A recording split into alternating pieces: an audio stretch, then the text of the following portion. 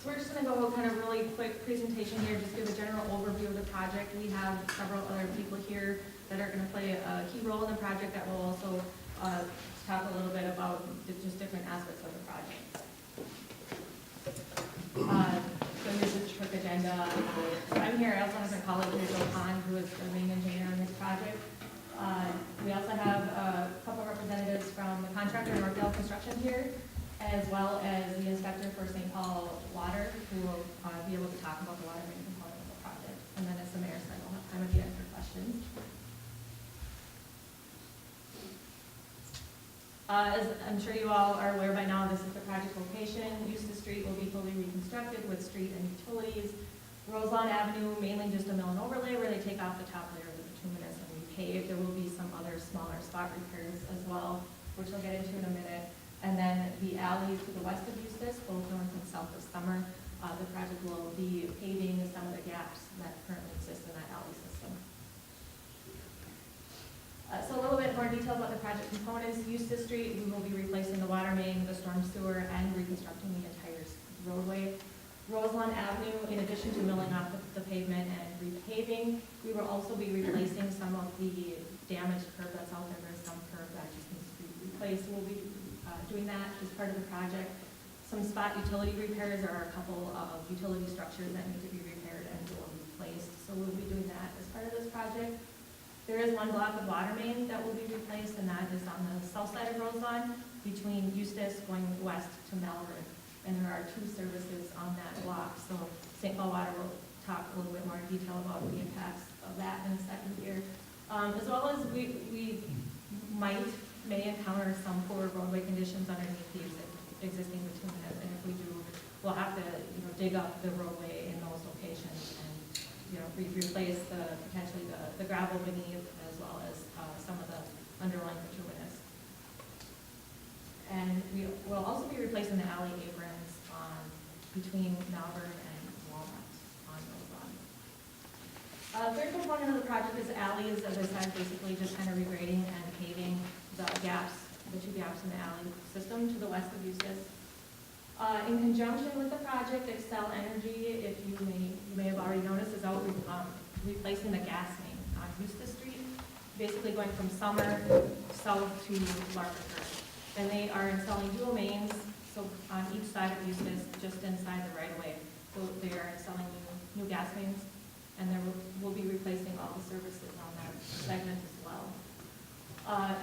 Also in conjunction with this project are going to be some utility pole relocations that are just kind of getting in the way of the new utilities that we're installing. There are a couple of those poles on Eustis Street, as well as several more in the alley areas. So in a month or two, you will see some more of the private utility contractors out on site relocating poles. So now we're getting to the construction schedule, and I'd like to ask Ray McCartney here, who is with the contractor in Northdale, to come up and talk a little bit more about the schedule. Good evening. We plan on beginning the project on the 6th of May. We will be working on Eustis Street to start with. We will be removing the bituminous on the west side, and we will keep the bituminous on the east side so that everybody has a solid place to drive in case we do get inclement weather. We will be, where there are driveways, we will be making driveways back out to the paved areas. And this is the area that we will be putting in our water main. We'll start out on the 6th with removals. We'll remove the bituminous, remove the curb, and then we will get going with the temporary water, and Jeff can talk a little bit more about that. And then we will begin our water main, and that's going to be a fairly lengthy process, but we're going to start from one end. We're going to start, I believe, down on Larpenteur and head north. And we will be talking to people on a daily basis to make sure they're out. And the big thing is going to be that you need to be out of the area that we are working in by 7 in the morning, and you can be back in at 7 at night. Now, like I said, hopefully the areas that we don't, we're not working in, you'll be able to drive in your driveways, or I don't know about parking in front of the house because it's going to be, there will be no pavement there. But on the west side. After this is done, we will move up to Rose Lawn where we have the temporary water that will be set up for the couple houses. We've got some directional drilling, pipe bursting that we're going to do. And there will be spot repairs on the curb. We'll do some milling, get everything all set, and then overlay that so you have a final surface on it. And then after that, we will move into the alleys where we do have some clearing and grubbing and fixing the connections between the both ends so that we can drive through on the alleys. I guess at this point in time, yes. Why do we have to be out of the house from 7 to 7?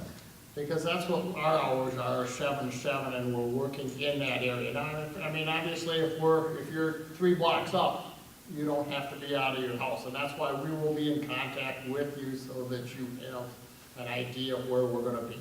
We don't need all 4 blocks, we don't need Eustis from one end to the other. Like, do we go in our alley and go in our house? Absolutely, oh, the alley will be open, yeah, no, the alley will be open, that's Okay. fine. It's just for the people You that made have it the sound like I driveways. can't even be in my house from 7 to 7. Oh, no. Yeah. It's just a For those car. that have the alley, that works out well. For those that don't, the driveways will be there. We'll put the driveways back in, but if we're in that particular block, you're gonna have to be out when we're coming through there, that's all. We don't want to trap in there, So so. you're just talking they have a drive. Right. Okay. How about when if crossing Eustis, like on Ione or, are you will we be able to do that? Or? That will be open most of the time. Obviously, when we're coming through there with the water main, that cross street will be blocked off and you'll have to go one either north or south. Okay. You'll always be able to get out to Eustis and you'll always be able, but you might not, when we're working in the intersection, you will not be able to be there also. Okay. So you gotta make it down to summer. Right. And when you're down for summer, then you east. Yep, there'll be a way for you to get out to Eustis. It's just won't be that way that you want to go that day. What Yes. kind of noise can we expect? Pardon me? What kind of noise can we expect? I don't think it's loud, but I can't hear very well. It's noisy, but again, it'll be from 7 to 7. It's not terribly now loud. It's backhoes running and machines going up, and you'll hear the backup alarms beeping and. Pardon me? I just said noise. Yeah. No, you'll know we're there, but it won't be terribly loud. And that starts at 7? Yeah, that'll start at 7. All right.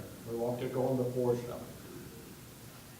And is that, Yes. is that gonna be Monday through Friday or potentially 7 days a week? It will be Monday through Friday unless we get a lot of rain.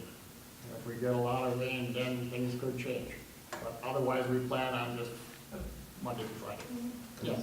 I know it's hard to estimate, but like, how long does it take you to do maybe a half a block of that work? Like, what would be the progressions?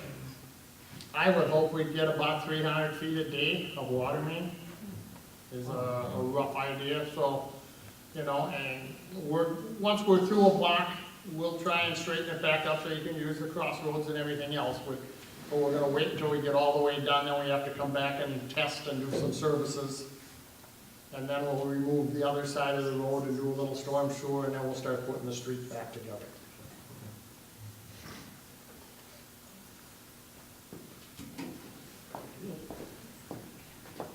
We'll be giving a lot more information throughout the rest of the presentation here that will hopefully answer any additional questions, and Ray will be available after as well too.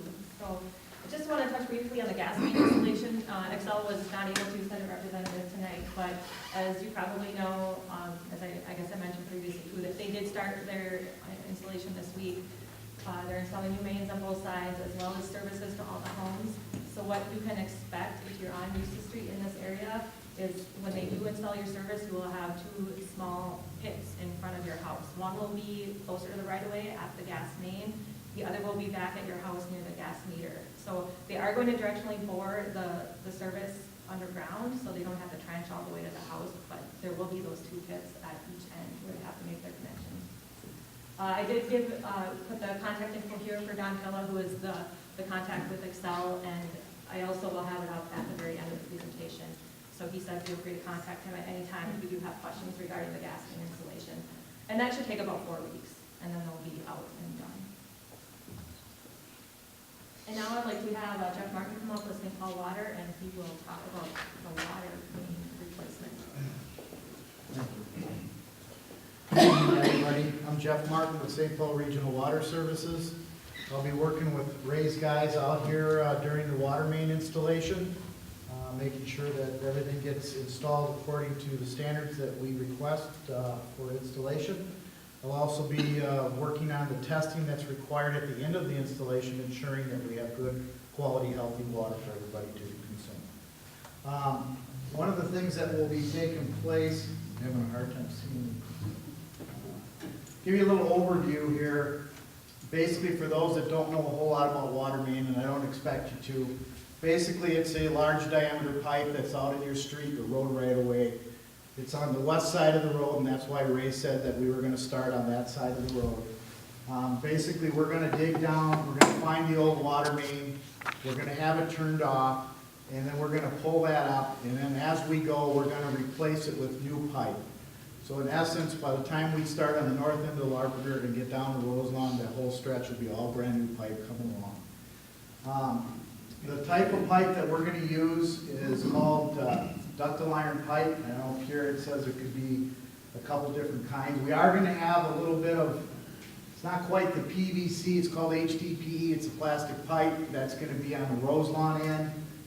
That's going to be the pipe bursting part of the project. St. Paul Water will be providing temporary water. And just to kind of give you an overview of that, you'll see crews from St. Paul Water. Look like a colony of ants in blue trucks that'll come out. And what they'll be doing, they should be out roughly right around the 1st of May if our schedule holds. And you'll be seeing them stringing out yellow 2-inch pipe along your boulevard area. Before we do that, we want to make sure that XLQ3's gas is done and complete, because otherwise we're going to be working right on top. So as soon as they're done, St. Paul Water comes in, starts dropping off this yellow pipe. Then there'll be crews assembling this pipe throughout the days to come. Then what they do is they fill the pipe, they chlorinate it, they test everything to make sure, again, that we have good, healthy water to serve you folks. Once that's completed, you'll be notified that they'll need to gain entrance into your house. Crew members will come in, they need to get access to the water meter.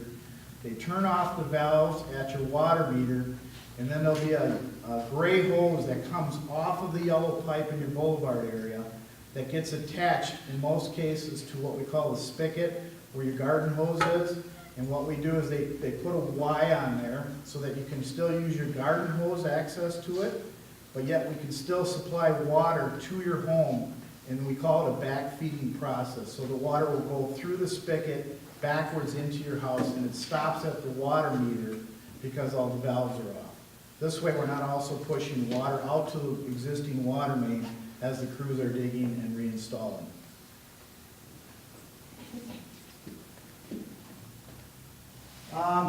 Upon completion of the water main, there'll be a series of tests that are required for it to go through: conductivity, bacteria, and pressure, ensuring that our quality is enhanced there.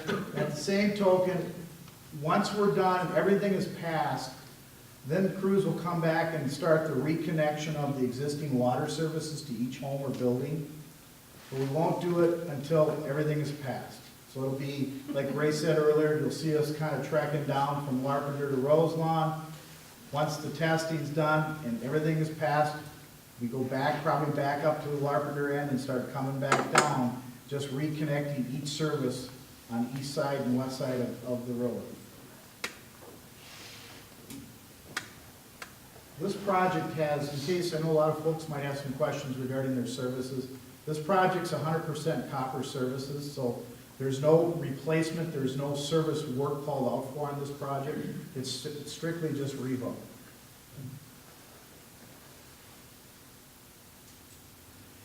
If you have any questions, I'll be the inspector on site every day, working with the crews during the installation and testing. There'll be someone else here from Stantec to work with me and join, you know, kind of handling the other aspects of the project, you know, the bituminous, the curbs, the grasses, and all the other things that are associated with the project. But if you have any questions, you can feel free to track me down on site here tonight, wherever works for you. I'll help you where I can. Will you guys be doing the storm sewer also? No, race crews will be doing the storm. Yes, again. Okay. Yeah.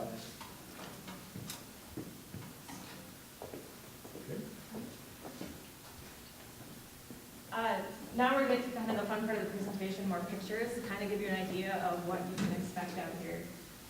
This is a reclaimer. I think talking with Ray, they might actually mill the pavement off, which is just different technique, but you're basically gonna have a big machine out there that looks kind of like this, that's gonna grind off the pavement when they start digging holes.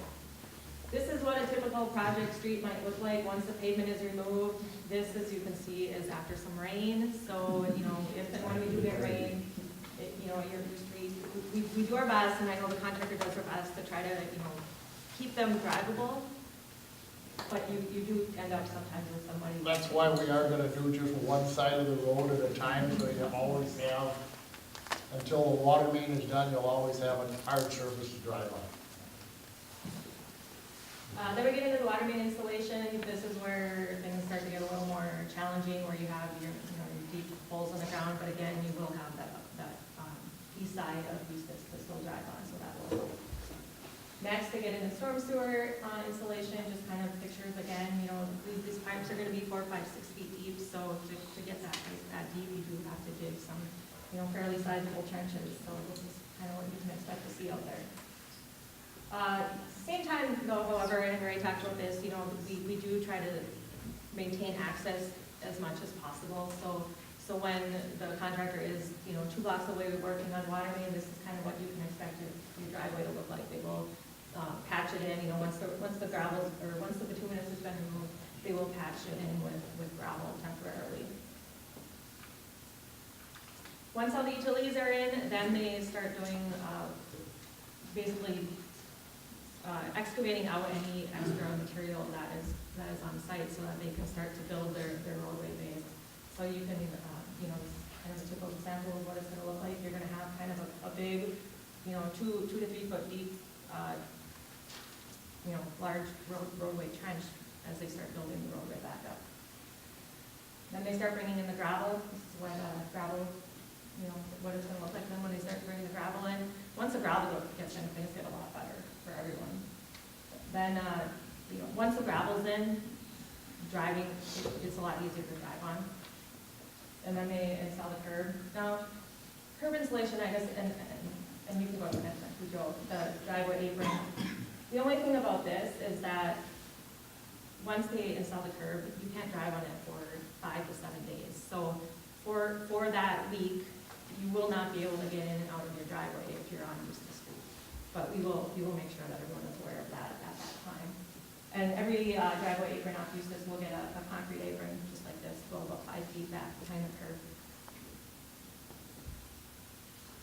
After the curb is in and has cured, then they bring in the rest of the gravel, bring it up to finished grade, grade it out and compact it, and then they can put the first layer of bituminous down. This is called the base course. There's generally 2 layers of asphalt, so the first one would be the base course. And once you get the base course down, we're gonna try to let it sit for a while. You know, they won't necessarily pave the wear course right away. So you'll see a little lip basically between the top of the curb and the pavement, which you can certainly drive over it. You'll still be able to get into your driveways and everything. And then they come in and pave the final pavement lip, and then just a picture of some driveway patching, and then behind those concrete aprons, they'll patch in the driveways as well. And this is what the finished product will look like. Then moving on to Roseland Avenue, which is not as invasive, I guess, more simpler component to the project. This is what it looks like after they've milled the pavement. You've probably seen it before, a little bumpy, but they'll be able to drive on it. That's again what the full roadway looks like once it's been milled. This is just kind of a graphic of the water main, how they're going to install that 1 block of water main. They're going to use a technique called pipe bursting. which basically means they don't have to dig up and trench in the whole water main along that block, because we're not planning on replacing the whole roadway. This is just a technique that allows them to minimize the impacts. There are 2 services on that segment, so they will have some temporary water, and again, some hot water will work with those residents during that water main installation. As I mentioned before, we could encounter some bad soils or pavement below on Roseland once we do mill it off, and that will have to be dug out and fixed. And as well as repairing some, if there's any poor crack damage curb out there, we'll be replacing that as well. And then they come in and they just pave the top layer of pavement over the existing, and this is kind of what the finished product looks like when going over the street. So I just want to touch on some final pieces of information here, kind of the key parts. One would be access and parking during construction. We talked a little bit about that. There will be times where you are unable to get into and out of your driveway. But we are going to make it as easy as possible, and we're going to communicate, I guess would be the key thing, let you know when that's going to be. It's not going to be all summer long. It's going to be, a couple days here, maybe a day here, a day there. Mail, we don't anticipate any disruptions with mail. I believe they deliver it on foot, so they'll be able to walk up and down those streets. Garbage and recycling, we will work directly with the garbage and recycling companies to make sure that they're still able to pick up your trash and recycling. Maybe this is a good time to mention that everybody would please just take a piece of duct tape, put it on their garbage can, and write your address on it. Because everybody wants their own garbage can back. And that way, if we're gonna be in an area, we'll pick them up, we'll bring them down to the end of the street or whatever, where your garbage hauler can pick it up. And then we know where to bring them back also. So that would be appreciated. And the last one I just want to talk about quickly is school buses.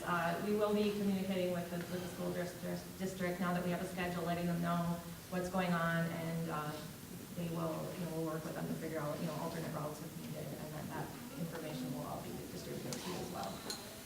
Schedule, I know we talked about schedule, but the one thing I just want to emphasize is that things are going to change. Things happen. We get rain, whatever, and so that's why we don't issue a set schedule right now ahead of time and say, on this date you're going to do this. Question? I have a question. I haven't heard you talk about the alleys in the streets. Okay. So I don't know what we talked about Eustis, but we haven't talked about the alleys that aren't improved right now. So I don't know, what's the plan for that? Is it a different schedule? Is it the same schedule? It's all part of the same project. The alley component is scheduled to be done after Eustis and after Roseland. So that'll kind of be one of the last things on the project. So we don't anticipate any really work in the alley until July. I would guess July. With the exception of Excel and CenturyLink coming in to maybe relocate a couple of poles, but that's kind of separate. Well, and it looks like where they've been surveying, it will take off part of my garage where they put survey posts. So that's my only concern, is that I don't know how that's going to impact my garage. Sure. We can certainly take a look at that. I'd be happy to take a look at your particular property. Because there aren't any plans to No, remove garage. No, we don't, no. Okay. That's what It looks like it's going to go right to my garage, so No. that's my only point. Right. And then finally, safety. I just want to touch on safety really quickly. There's going to be a lot of construction equipment out here. It's going to be crazy and messy at times. And I know, there's a lot of people that live on the street, a lot of children. Just, do your best to make sure that, you give the contractor the room that they need. Don't try to drive your, Camaro down the street in the middle of a rainstorm and, get stuck. Call us if you have questions or concerns, and I'll put up some contact info in a minute too. But, bottom line is we just want everyone to get through this project and it to be safe and no one to get hurt. Oh, yeah. On this too, Kevin Topp is going to be the superintendent that will be on this project. And we will have a foreman on site all the time. And if you have questions, concerns, problems, ask for the foreman or ask for Kevin. We will talk it, we'll explain it to you, we'll figure out what it is. If there's something we gotta work out, we can do that. It's a question of communication, and construction's miserable, everybody knows it. But we've gotta get the job done, and as quickly as we can get through it, the better off we are. Again, kids especially, watch the kids, they love the big equipment and everything else, and it's, parents keep an eye on the kids, that's all I can say. You know, if you need help carrying groceries, whatever, talk to the foreman, they're good about that. They like chocolate chip cookies and things like that afterwards, but I mean, they're more than willing to give you a hand, and if you need help, say something. Ask the question, don't get mad, ask the question. If you can't get an answer here, Kevin will get it, or I will get it, or Kelly will get it. But whatever you can, we want to make it, we want to get in as quickly as we can, get out as quickly as we can, and keep the disruption to a minimal. I think that goes for everybody involved with, you know, regional water, the gas company, everybody involved. Just, you know, feel free to ask questions. I think the last thing I want to get to is communication. That's extremely important for all of us. It just helps everything go much smoother for everybody. We have two main methods of communication that we want to use for this project. The first would be the city email updates. If Heather doesn't already have your email, let her know. We do have a sign-in sheet on the back. It looks like this. Yeah. If you put your email on that, you will be added to the list, unless I guess you specify you don't want to be added to the list. Or you can go to the city's website here, you go to the homepage, and there's an email update link on the left side, and you can also sign up that way. We anticipate, potentially daily updates via this email list, just letting you know where the contractor is going to be working on that particular day and what impacts you can anticipate, as well as, what the upcoming schedule looks like as well. The other communication would be, as Ray said, just talking to the people that are out on site. There's, Northdale's going to have their representatives, and also Stantec will have an on-site representative out there at almost all times. And so that contact information will also be put out before the project starts via email as well. And, Joe and myself are always available to. Ask for the foreman on our end, or Kevin, Okay. because he's familiar with everything and he knows what's going on. Some of the other guys do not. Yep. And same thing with our Stantec representative. If that person out there can't get an answer, then, we'll certainly get it. Someone will be able to get it for you. So I just, It's just on the city website. I'll put it out there and email it to you. Once we get all your addresses put in, we're missing it. Oh, you have that. We've been hounding everyone for a long time in anticipation of this. I'm hoping we're just about there. so I think we'll open up for more questions at this point, but I will leave this contact info up here. Just go back. You can just see the contact info up there. Yep, all the relevant contact info for the project. And so just how we're gonna work this is, if you have something really specific to your property, we'll just talk about it one-on-one afterwards. But if you have a general construction question, you can ask, and if you want, to be heard on the mic, you can either come up here or we'll bring it to you if you can't come up, or you can just, holler it out and we'll do our best to repeat it, so go ahead. All right, Don? So I know that when we originally talked about the project, Eustis Street is being expanded from its current width by a couple of feet.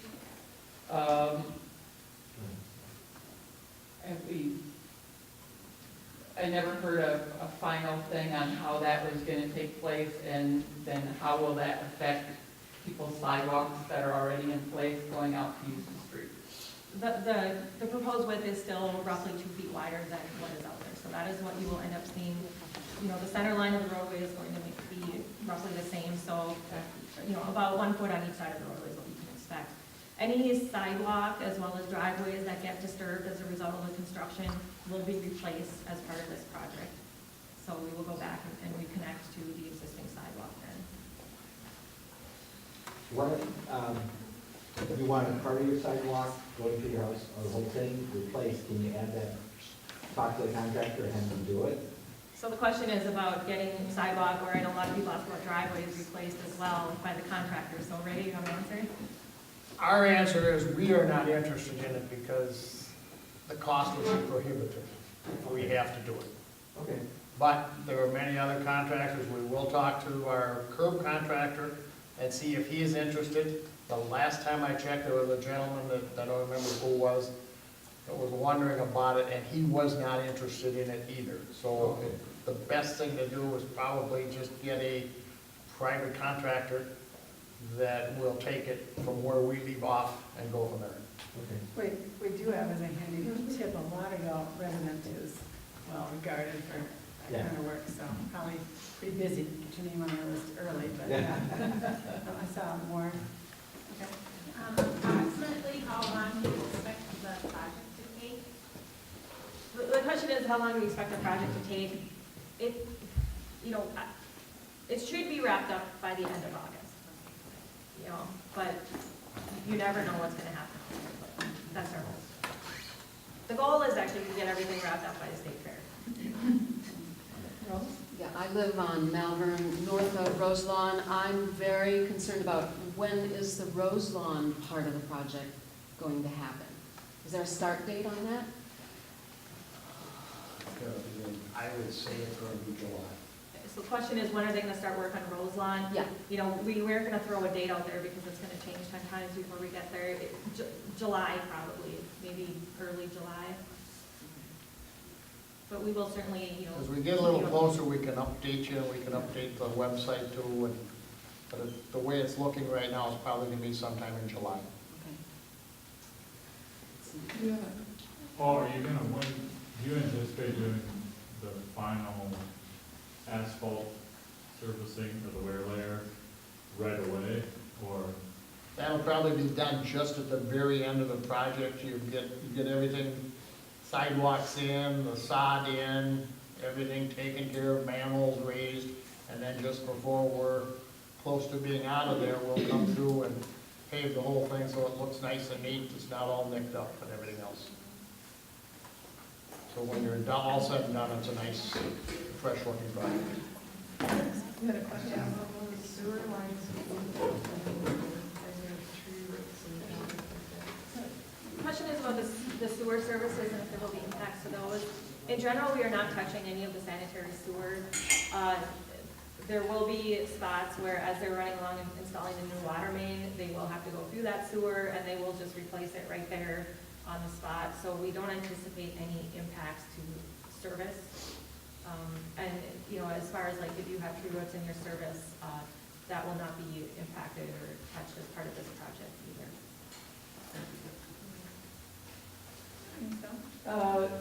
I don't think you talked anything about the updates to the storm drain system. Oh, we will be, I guess, Joe, if you want to flip to the next slide here, and this is the same as these maps in the back. We will be installing all new storm sewer along Eustis Street. There is a little bit out there right now, so we'll be taking that out and putting all new storm sewer in. Most of the length of the street, I think the block from Ione to Spring, that's kind of where the high point of the road is, so there's not much storm sewer there, but the rest of it, the trunk line is gonna run along the east curve. Did you have a question? Yeah, who's responsible for damage to property if it happens? Last time they widened the alley, knocked my garage off foundation. And their solution was they brought over a couple of wheelbarrows full of dirt. The question is, you know, if damage occurs during construction, who's responsible? I guess we just have to deal with that on a case-by-case basis. Hopefully there is no damage, you know, if something does happen, you know, we've had people, you know, chips fly up and nick their car or, you know, things like that.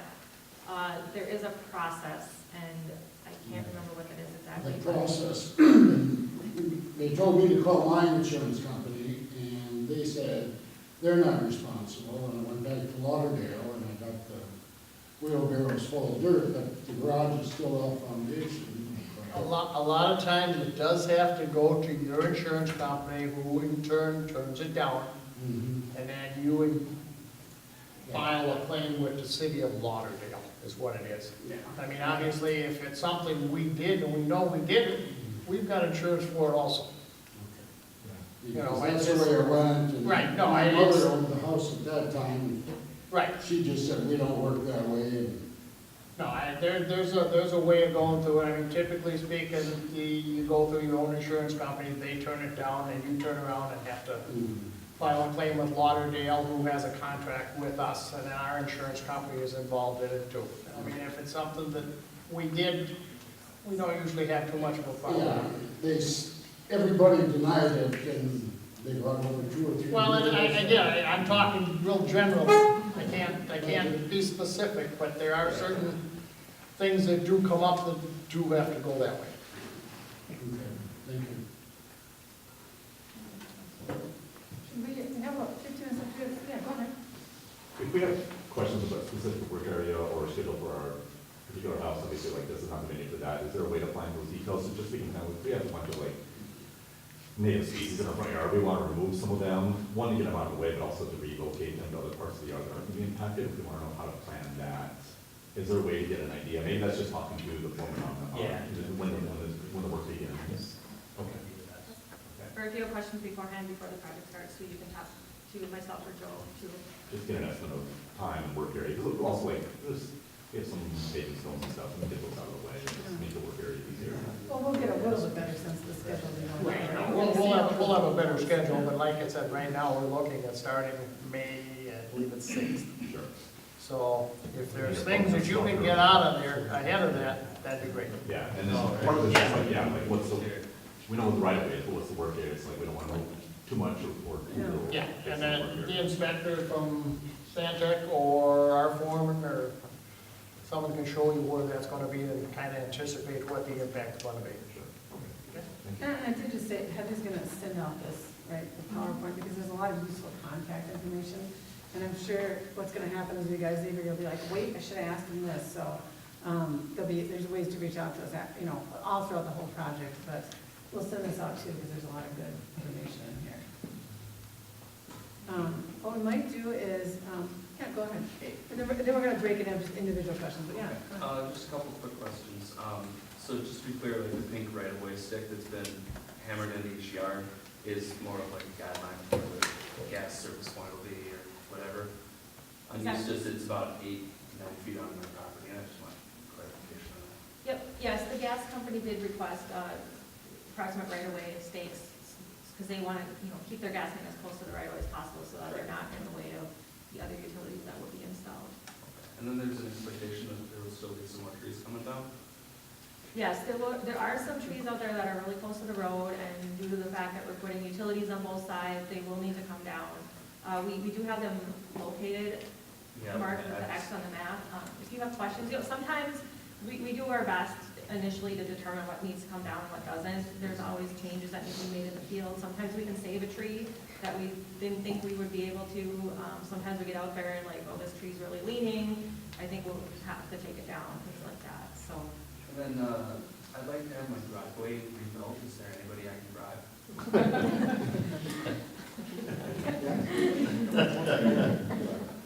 Should I not say that? I think quiet for a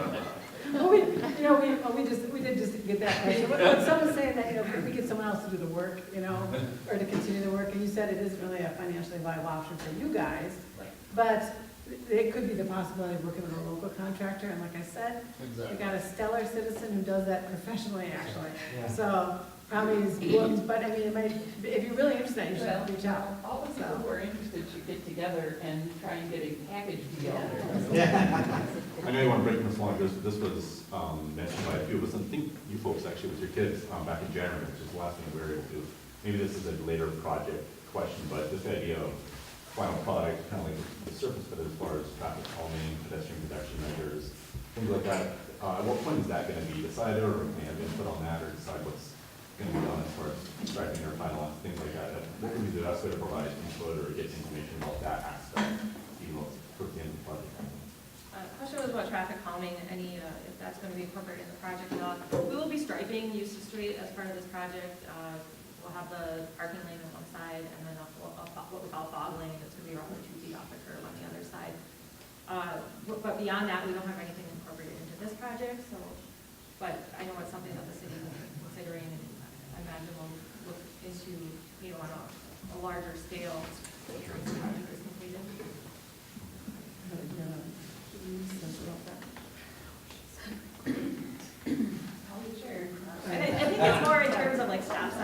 elevations, I don't Yeah. anticipate any like, speed bumps or anything Yeah. like that.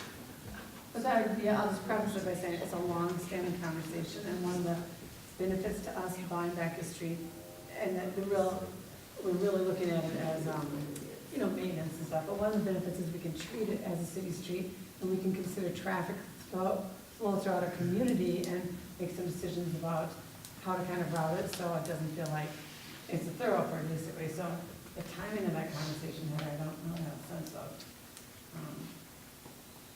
Or how to go about that.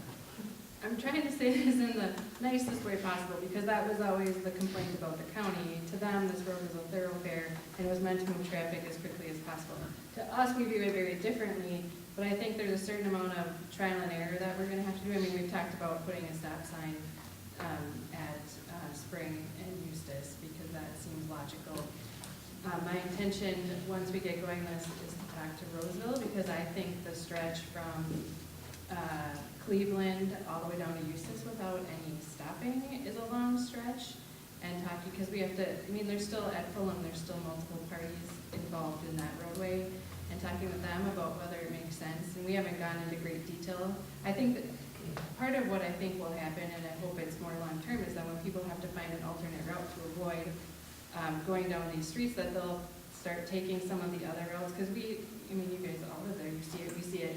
People cut through here because they think it's an easy road through here to get to 280, and it's about, to me, it's about trying to deter as much as possible that traffic, both for the benefit of everyone who lives on Eustis, but I think, you know, other streets are impacted by that too, because people are just taking turns where it seems the most convenient, and so I don't know that everything day one this road is done will have in place, but something we can keep working towards and adjusting to, and some of that might be police enforcement when the road comes back up, and try, figuring out, making it real deterrent for people to cut through, because I don't think we want all that cut through traffic. And so the county didn't mind it, and it was a part of their plan for it to be a thoroughfare, but it's not really part of our plan to make it more residential, so. So part of the research is figuring out how many stop signs kind of break that up a little bit, without making us have to stop at every single block when we're driving through, right? So, but that conversation has encompassed other streets. We heard that feedback about Walnut and about Malvern, and, you know, a bunch of us have little kids that run around. We don't sidewalks, so yeah. So, it isn't forgotten. It's not necessarily built into this project, but it's also part of our decision-making process about this too. Well, I want to cover just a few minutes of time, because we're supposed to wrap up at 7:30, so you could come up and talk about individual questions. So we'll break, we'll be here for a few more minutes, and then we're going to send out the PowerPoint presentation, and we're going to, there's comments back there in case anything else comes up, and you are more than welcome to, you know, reach out anytime, you know, to all of us to see, you know, what information you can have. So we'll come back and talk to you if you want to have a one-on-one question.